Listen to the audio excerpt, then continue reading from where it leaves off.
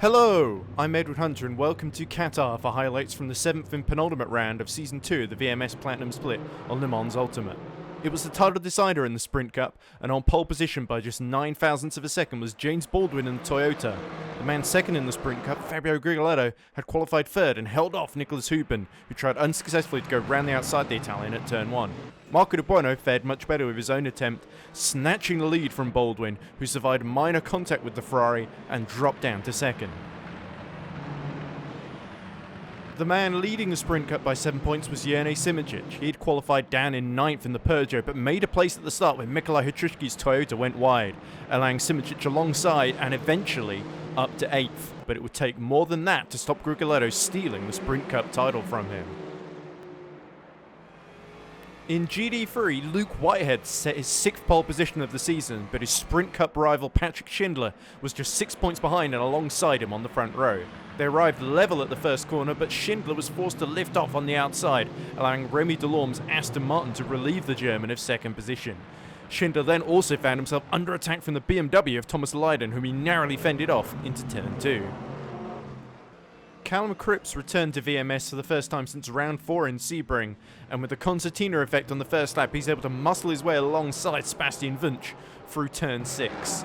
Wunsch, who was in a tight battle for 5th in the overall standings, was not about to roll over and forced Cripps to go the long way round through turn 7. But the Porsche held its line, and after some minor contact, the British driver was able to claw his way through into 6th position into turn 10. At the same time, Lydon tapped the back of Schindler through turn 9, allowing Marin Bessier to sweep around the outside into 4th place. At the back of Hypercar, Hatruszki was starting to really struggle, allowing Paul Lepere in the Ferrari to go round the outside through turns 11, 12 and 13, allowing the Frenchman to climb up to 9th. 3 minutes in, and Schindler was still under attack for the final spot on the GT3 podium as Bessier got to the inside on the start-finish straight before the German could block his path. With the BMW's fearsome straight-line speed, Lydon slipstreamed his way alongside Schindler into turn 1 and bumped the would-be Sprint Cup contender down to 5th.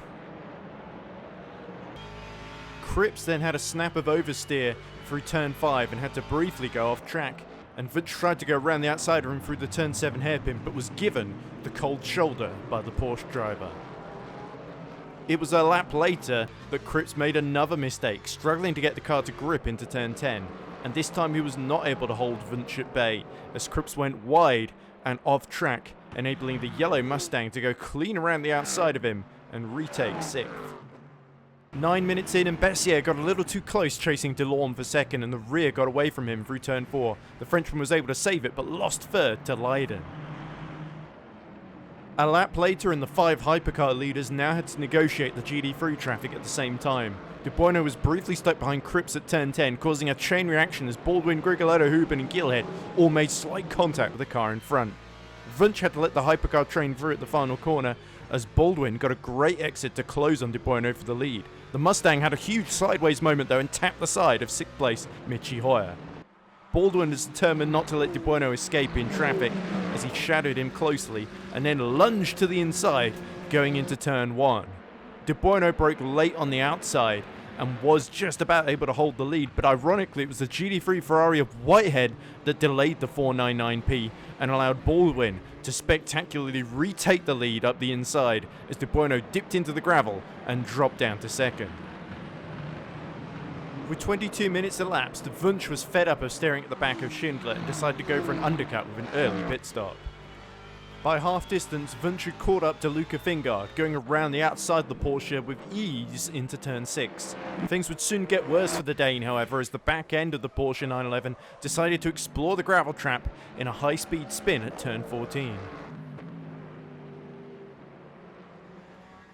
At the same time, Hoyer had pit from 6th position, followed soon after by Simoncic, hoping to roll the dice on strategy to make up for the Peugeot's lack of pace. Lydon was the next to pit from 3rd in GD3, hoping to put the pressure on Delorme and Whitehead. But unfortunately for him, Sebastian Wunsch had other ideas, and the pole found that he'd been massively undercut by the yellow Mustang on exit. De Bueno and Grigoletto then both came in together from second and third in hypercar and emerged almost as one in the pit lane before Grigoletto had to reluctantly give way for his countryman and Tatum Esports teammate. Baldwin then had to pit in response, but a telltale puff of smoke showed his temperatures were starting to skyrocket, meaning radiator tape had to be removed at his stop. Crucially, he elected to save time by not changing tyres and would re-emerge 5 seconds ahead of De Bueno and Grigoletto. Huben and Gielhed then both pit with 24 minutes to go and would come out just ahead of Hoyer, meaning the only driver yet to pit was Lepere, who took the lead. Petrushki's miserable day then came to an end when he lost it over the curbs at 14 and crashed out of 10th place. With 20 minutes to go, Hoyer launched an attack on Gielhed for 6th on the inside at the first corner. The German was able to get alongside the Dutchman and was ahead going into turn 2, only for Gielhed to dive up the inside and understeer into Hoyer, leading him to spin around and lose 2 more positions, allowing Simoncic up to 7th, as Farinelli then rubbed salt into the wound by going around the outside into 8th. Almost immediately, Callum Cripps reappeared at the least opportune moment for Farinelli through turn 5 and allowing Gielhed to go straight back past the Italian into turn 6. With 18 minutes to go, Baldwin was being rapidly caught by De Bueno for the net lead of the race. The Toyota driver tried to defend the inside, only for De Bueno to take revenge by going clean around the outside of Baldwin through turn 1, as the 2 Ferraris were clearly much quicker at this phase of the race. A lap later and it was Grigoletto's turn to challenge Baldwin, pulling to the inside and forcing the Englishman to lift early and back out into the first corner, handing Grigoletto a crucial 3rd place that put him back into a Sprint Cup winning position. With 13 minutes remaining, Simoncic was delayed by Fingard in the final sector, allowing Gielhed to pull alongside into the last corner. The Dutchman then lost it under braking, giving Simoncic some breathing room. Hoyer then began to challenge Huben, whose earlier pace had also disappeared, and he left the door open for the German to dive up the inside and relieve him of 5th place into the first corner. Remy Delorme then made the call to pit from 2nd with 10 minutes to go. The Frenchman would come out the pits just ahead of Wunsch, the undercuts clearly starting to run out of steam for the German. At the same time, Lapierre, who was also being caught by De Bueno, pit from the lead, falling back down to 9th. Meanwhile, Simoncic was once more under pressure in the fight for what was now 5th, but a mistake from Gielhed allowed Farinelli to dive up the inside of the yellow Ferrari into the final corner. The Dutchman was playing the long game, however, and got a better run onto the start-finish straight to pull alongside the number 51 499P. Gielhed looked to have the inside, but unfortunately he was delayed by Thomas Leiden, giving Farinelli a clean run to swoop through the outside into 6th position. Simoncic was also taking risks to lap the GD3 traffic as Wunsch had a close call with the back of Delorme. With 8 minutes to go, the top 3 of Whitehead, Bessier and Schindler all dived into the pits. All 3 of them would emerge ahead of Remy Delorme, proving that the overcut was the way to go. In the last 5 minutes of the race, Huben's pace nosedived dramatically and Simoncic got alongside the German into turn 7, desperate for a couple of extra points.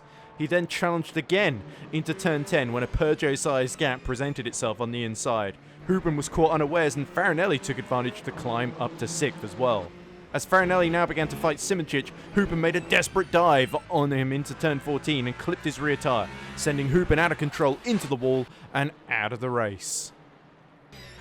Gielhed was not done yet, however, as he made a last-ditch attempt with 3 minutes to go to try and retake 6th position from Farinelli through the final corner.